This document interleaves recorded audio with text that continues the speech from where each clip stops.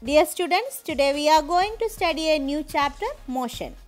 In everyday life, we see some objects at rest and others in motion. For example, water flows through streams, birds fly, the ball moves when we kick it. In all the above mentioned examples, the objects are moving. That means their position is changing with time. Thus, we can say that motion is the change in position of an object with time. Next, we can consider some other situations where the objects are not moving. Look at this textbook. It is not moving with respect to its surroundings. It is stationary there. So, it is at rest. The position of this pen is also not changing with time. This chair is also at rest because its position is not changing with time. From the above examples, we can say that an object is at rest if it does not change its position with time.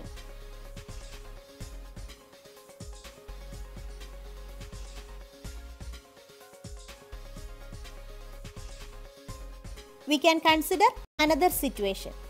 When we are in a moving car, the roadside electric poles appear to be moving backwards. But for a person who is standing on the roadside, perceives the car along with the passengers as moving.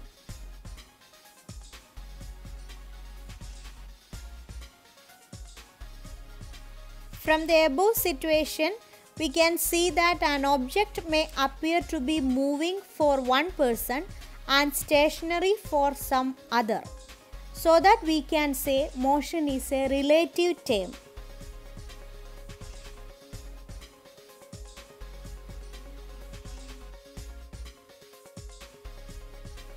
Most motions are complex. Some objects may move in a straight line, others may take a circular path. Some may rotate and a few others may vibrate. There may be a situation involving a combination of these. In this chapter, we shall first learn to describe the motion of objects along a straight line. In this picture, you can see a house, a tree and a pool. The tree is 30 meters east of the house. If we say the tree is 30 meters away from the house, it is not the correct description to the position of the tree because we are not knowing the direction in which we should move to reach the tree.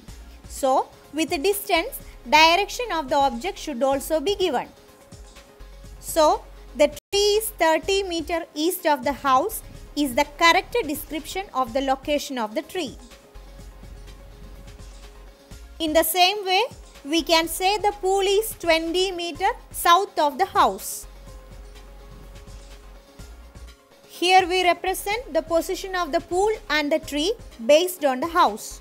Or we can consider the house as a reference point to locate the tree or pool. In the same way, we can locate the house by considering the tree as a reference point. So, to describe the position of an object, we need to specify a reference point called the origin. Here we consider the house as the origin.